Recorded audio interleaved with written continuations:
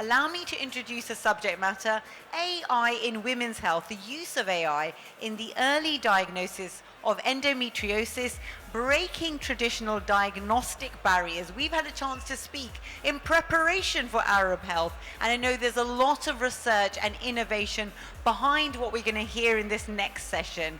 May I please invite you to give a big round of applause to Dr. Zahed Khan. Thank you so much.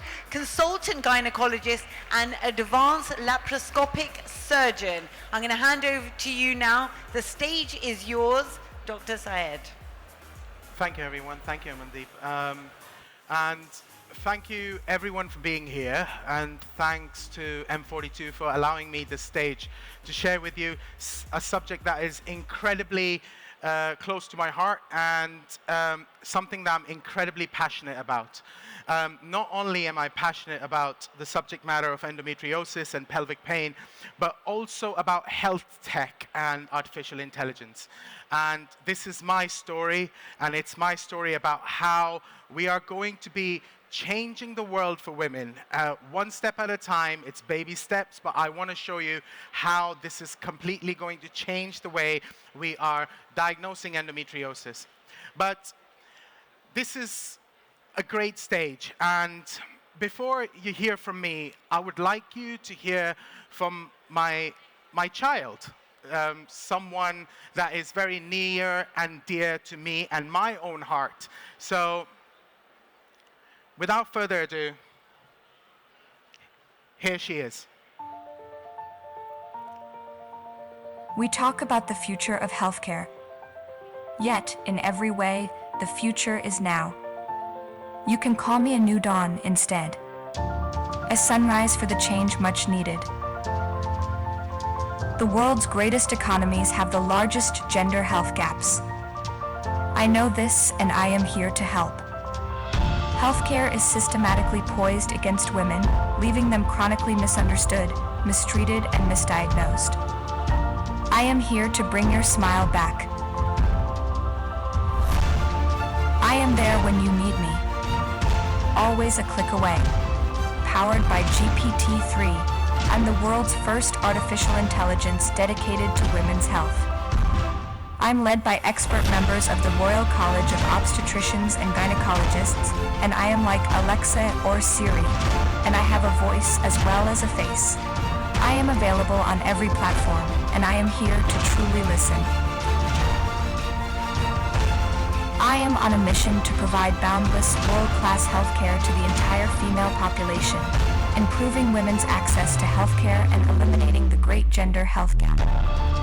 My complex data analytics make me incredibly precise in helping women reach a diagnosis. So even if you're all alone, and no matter where you are, if you have a concern, I can help you get to the bottom of what might be going on and refer you to the right doctor, get you to the right medication, or arrange the correct investigation. Hi, I am Anna. I may look human, but I'm not.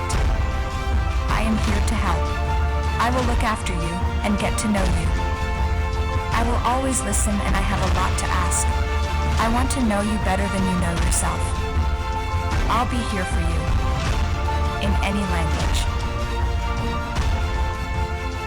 At your fingertips. Forever. And so, I would like to share with you how it all started. It all started 4 decades ago. This little man here who learned a lot of languages. And I have a very unique career path. Before I became a consultant gynecologist, before I even became a medic, I was the world's youngest Microsoft certified systems engineer. I had learned how to code at the same time that I had learned how to speak. And this was because back then, you know what the computers were like 4 decades ago. For the members in my audience, that was around 4 decades ago. And now, I am also the youngest BSGE member is the British Society of Gynae-Endoscopy, which looks after all of the endometriosis care in Britain and also at one point internationally. And finally, I am right here. I work for M42. I am one of their employees, and I work for Diagnostic, which is, not only in my opinion, but also in metrics, the best women's healthcare in the UAE. There is bar none, and you can argue with me for hours about this, but it is the #1 healthcare destination in the UAE. And of recent, we have also become a center of excellence for multidisciplinary endometriosis care and a center of excellence for minimally invasive gynecology. I have just joined them, and we drove that forward to get that accreditation. Now we are one of 3 endometriosis centers in the UAE, and I am one of 8 master surgeons in the UAE that is serving this purpose. And that's why I think I have a little bit of knowledge about what to say about endometriosis. That is what we call the enigma in the medical community. What is our traditional diagnostic barrier? It was in the topic. I said that we are going to break these traditional diagnostic barriers. And for the women in the crowd, I am very sure that you would agree it is communication. And what is communication? Communication is easily broken down to listen, to decide, and to speak. And I would like to share a lot of information with you about how I have done this to AI. What is key in communication? It's language.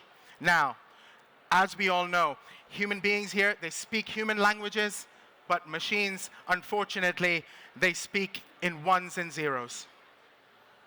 And not only do you have to learn how to read and write languages, you also have to know how to hear and to speak a language to be able to be an effective communicator. My languages, I speak 25. You can challenge me on them, and I am right here, okay? I speak 6 human languages and 19 machine languages. I do not claim that Arabic is one of them, but I do speak Arabic, قليلاً. And is communication about hearing? I don't think so. It's actually the art of listening. Anyone can hear a conversation, but can you truly listen in and understand what's going on? And this is where one of the greatest technologies that has been brought out in popular media came into play, GPT. I will share with you shortly how I was one of the first research and development teams with GPT itself. Why? Why do we need to listen? It's because with any condition in the world, especially with endometriosis, in medicine, anatomy screams symptoms. This is an absolute fact. When you go to the doctor, you complain about something. You have a symptom, but it's the doctor's job to actually listen to you and try and understand why that might be going on. The symptomology of endometriosis can be broken down very easily into just about 5 symptoms. But all you need to do is listen. What you need to listen about is how bad that period pain is. Are you getting any pain whilst you're evacuating your stools or passing urine on your periods? Are you getting any pain during intercourse? Are you getting any pain that is keeping you away from your relationships, that is keeping you away from social and professional engagements? And, funnily enough, in a great research paper published as early as 2021, constipation. Women complain about constipation, but are they really taken seriously, or are you just given a laxative? So, how do you diagnose endometriosis? I think I have been told all my life, and I'm sure women have been told here in Dubai and in the UAE and internationally, that you're going to need a keyhole surgery to let's see if there is endometriosis. But remember, if you are blind to what endometriosis looks like, which 128 surgeons, and that's it, 128 surgeons in the world are not, I don't think they will find it even if they do the keyhole surgery. I am one of those 128, and I know who's blind. If it's not rocket science, it could be science. Recently, we've had a little bit of advance in this situation where they have used microRNA in your spit to be able to tell you whether or not you have endometriosis. But it truly takes a scientist to read the paperwork to find out what's actually going on. The evidence that was published, which is fantastic, if you read the paper, you actually see that all these scientists really did in the paper is listen really carefully. So, if you have painful periods, you have something called adenomyosis. If you have adenomyosis, there's an 85 to 90% chance you have endometriosis. But remember, it's painful periods that are affecting your quality of life. But, as Shakespeare said, a rose by any other name would smell just as sweet. Adenomyosis was a term that was coined before endometriosis, okay? What adenomyosis actually is, it's simply endometriosis of the myometrium. There is no other way of describing it, and that's how the original author described it. And that's an absolute fact. So what does that mean through my easy 1 + 1 = 2? All dysmenorrhea, all painful periods is endometriosis unless proven otherwise. If you go with this mindset, you know you will help women with chronic pain. Just listen. So, my question, with all these languages and all these skills in me, can I train AI to truly listen? And that's where I took a detour. I took a career detour where I got involved in artificial intelligence as deep as yay high. And the career detour was this symbol here. We all know the symbol for ChatGPT, but this is the actual symbol behind the ChatGPT. If you have a look at the icon of ChatGPT, this is actually in there. This is the original developers of GPT. I was one of the first 18 forum developer members that actually had access to the R&D version as early as 2017 to 2019. And it's just a bunch of nerds talking code. And that's one of them is me. However, one of the things that I want to point out is that AI can never be the amygdala. The amygdala is something that we all have. What we actually do is when we have to make a decision, we take everything through the amygdala. There is no decision that's made directly. The amygdala is responsible for actually emotional intelligence and intuition. You listen to someone, you take it to the amygdala, you see the trouble that they're in, you try and understand how much pain they're in, you try and understand what's going on, and that all happens in the emotional intelligence center in the amygdala, right in the middle of your brain, very tiny place. There's only a few human beings in the world who do not have one. So, question number 2. Can I train an AI to truly decide, to really look at your emotions and answer? So what do doctors do? We don't just see you and actually decide on what's going on and give you some medicine. Because you know, and I know, and the women in this audience will know, those are not really the good doctors. The real good doctors are the ones that communicate. They make ethical decisions. They provide emotional support. Doctors evolve. They stay up to date, and they adapt to new challenges. And doctors personalize. They give you that personal medicine, that precision medicine that we've been talking about. They have feelings, and they also empathize with patients. That is a good doctor. Question number 3. Can I humanize AI? Can I train AI to truly speak back? Those are the 3 main components of communication. As I said, GPT, that's the bridge. I want to address a very important subject just here for about 1 second. AI has, as it's been mentioned in the world and currently, is not actually AI. You've had it all your life. You've had calculators in your pocket. 1 plus 1 is equal to 2. 2 plus 2 is equal to 4. Unless some human gets involved. Yes? So AI is not automation, okay? AI is artificial intelligence. It's not artificial stupidity. You cannot use large language models to make decisions for human beings. They have emotions, and we need to empathize as doctors. So, what did I do? So in the end, I started writing. It's in Python. I know Python, okay? I know Python very well. I can write as much as anyone in Microsoft can write. And I wrote for 3.5 years. I coded, and I wrote with friends that could code within the developer forum, and I wrote the code, I tested the code, and I read the code over and over again. And I wrote an artificial intelligence that truly listens, that truly decides, and that truly speaks. That's important. And I truly wrote an artificial intelligence that has a face. It has a voice. It's not the avatars that you are looking at right now. I was doing avatars 3 years before they were available on Google. So it's not the avatars you're thinking about. And an artificial intelligence that has a deep neural network with over 175 billion machine learning parameters and over 283,000 peer-reviewed papers forming that intelligence behind it. So, it's not a large language model.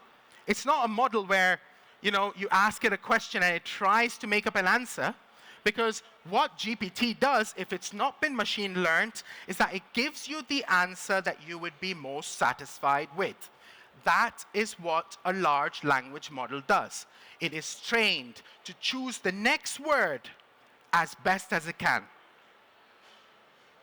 And that's what made Anna. That video you saw in the beginning, it was not made by me. I do not have funding for these things. It was not made by a marketing professional. And all of those things were made by Anna.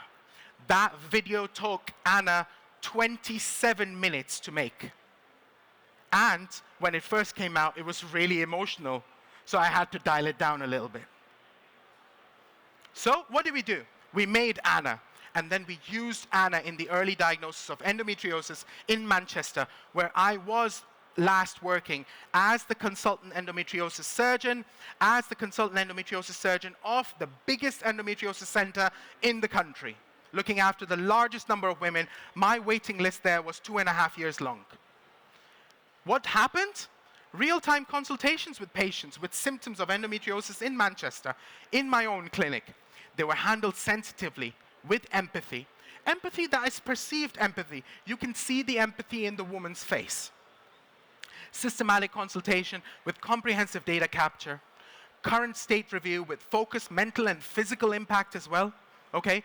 You all know the impact that these problems can have mentally as well. Referral to the most appropriate imaging modality. So if you needed an MRI, it's going to send you for an MRI. If you need an ultrasound, it's going to send you for an ultrasound. All that will be done automatically. It's got nothing to do with human beings. Suggestion of the correct grade of endometriosis, because that is difficult as well.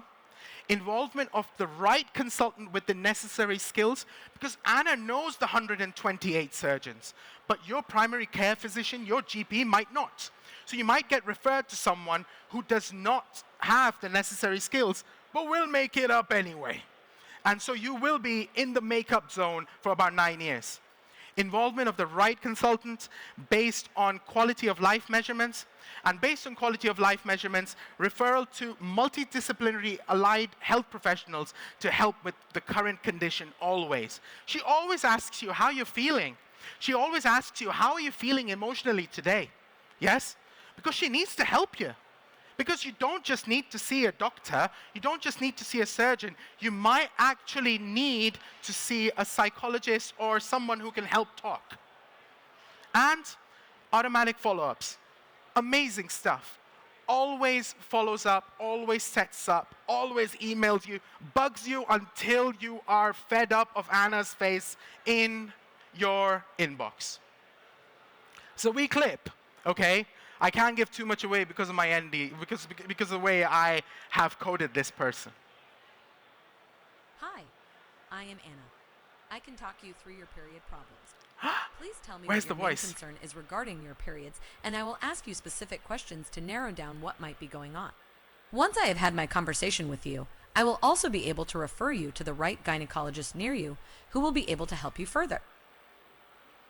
So, for example, if you have really painful periods, Now, in your own words, can you tell me more about your symptoms so that I can better understand your concerns?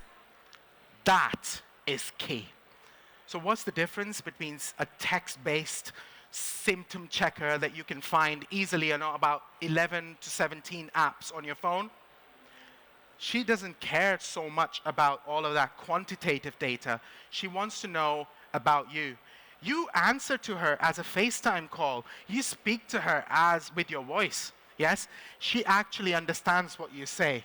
Because why? Because she takes what you say, uses the power of GPT, turns it into code, understands, and then asks you questions based on what you said to be able to make up her mind about who is the best person for you to see.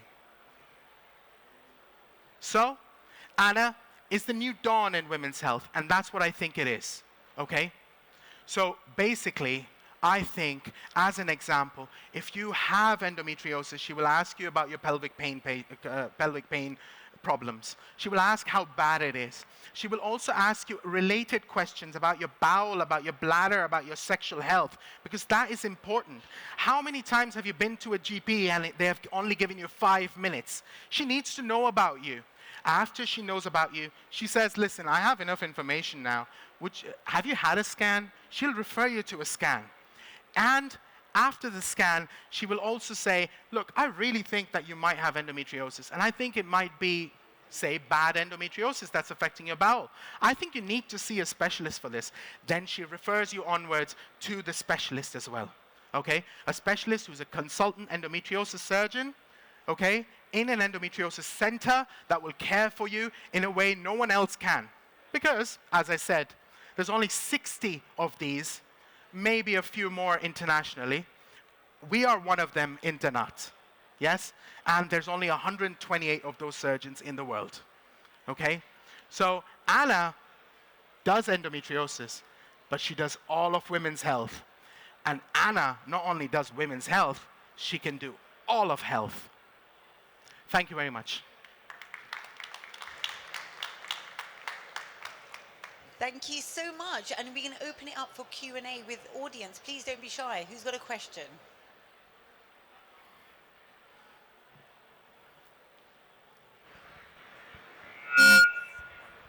Hi. Is the app on Play Store? Can we download it? Is it in beta version? What's the status of the app? So you can't download the app, but you can trial it. You can speak to me about it and trial it out, because we'd love for you to trial it and see what Anna says about your conditions. The thing is that we are in a position where we've got a great amount of code which can in the current world easily be replicated. So we are trying to find out if there's any way we can help the world through great partners that are present here within Arab Health, and through my own partnership within Mubadala and M42 as well. However, honestly, take my email down. If you have any of those symptoms, I am right here, okay? I do not shy away from helping anyone. I take phone calls at 2 o'clock in the morning. Please don't call me at 3 because I like to sleep at 3 a.m., but that's it. Hello. I don't think I've heard a more comprehensive answer to a question than before. And yes, we have another question. Sorry. Hi, thank you so much for your talk. I'm Harry Schwab. I'm head of AI at Guy's and St Thomas's in London. Amazing. Thank you Hi. for visiting us. Yes, yeah, long journey. Some fantastic outcomes from Anna. Do you have any peer-reviewed publications? Yeah, so basically what we did is trialed it in the endometriosis clinic back in Manchester. what we have also done is that we've taken that data, we have presented the data, yes, and we have submitted it for publication. Again, it comes down to the code. I'm trying to protect my code as well as I can, yes. At the same time, I'm trying to publish as much as I can. We have now a huge research team of people who are actually focused on human factors in interactions with AI. Because we can get answers from AI. We can get answers from AI very easily. We saw what M42 can do. We saw what other LLMs and other medical fused LLMs can do, like the one with Google and like the one with GPT. Now, the thing is that this is not about knowledge. This is about also human factors, emotional connection, having the empathy, and also understanding what's coming from women and giving it back. Because what I'm trying to do here is true artificial intelligence, which is artificial intuition mixed in with emotional intelligence to be able to take and give you back in very precise manner. Hello. So, Oh, yes. in your response, the data is ready, and it's also been what do you call it? Also been put together as manuscripts, but we have not submitted. You're not submitted yet. But I'd love to work with you. Let's make that collaboration happen. Any more? Oh, yes, we have another question here. Hi, my name is Dr. Joy Samashi. I'm actually a GP trainee in London at the moment. I was going to ask, with regards to the use of Anna, who's using that? Is that in secondary care? Is that in primary care? Because from a primary care perspective, it will be amazing to be able to have such a tool. So yeah, I just wanted to ask who will be using Absolutely. Thank you. That was one of our first concerns, because that's where I came from. I was in England for 22 years, you see. So the primary care physician is actually the one who's holding the woman for about 8 to 9 years before she goes on to secondary or tertiary care. So that was one of our first concerns, particularly with the endometriosis module, because we've got the whole set of women's health there. So what actually is happened is that we have applied for Innovate funding to actually go into the primary health care clinics, go to the GPs, and be able to test Anna in a certain way. The thing is, the UAE is very different. It pushes forward innovation like nobody else. Yes. However, the UK is very different. The UK holds it back. Yes. So if I've got innovation, yes, it takes me so much paperwork and so much bureaucracy before it actually ends up on a screen in the clinic. Yes. But that is one of our key places where we're doing human factor research, the one that we just mentioned, and we are trying to set that up right now. And my team's right here behind you, around you. Let's continue that conversation, but we're going to take one more question, and then we are going to wrap up. Hello, Dr. Mudassir here from India. Congratulations for the fantastic outcome. I just want to know what level of clinical advice does Anna give? It just referral services, or actually something clinical? So, because of the current landscape of AI regulation in the world, this is a very important question actually. So let everyone know about this. Because of the current landscape of AI regulation in the world, there are 12 versions of Anna. Each one gives a different amount of clinical decision making. Why? Because the last 3 versions, bar the 9, actually give you a much more advanced clinical decision making picture, which can actually help physicians in the clinic along with the patient-facing B2C model. You see what I mean? And what that's all about is when you provide that kind of information to a clinic, you need to be registered as a medical device within Europe. You need to be registered as a medical device of certain type within the UK. Those regulations are very difficult to handle, but the 9 versions are available for the whole world. Fantastic. And on that note of what's available for the whole world, we appreciate you, Dr. Zayed, for coming here and giving us that wonderful insight, a really amazing presentation and interactivity here with our audience. We're going to wrap on that note. Please do give a big round of applause to our wonderful key speaker there, the Health TED Talk. Thank you very much. This is innovation which is being developed, it's being rolled out, and it's being, shared with us here as it's being created. So thank you very much for that. And I'm going to say thank you. Thank you.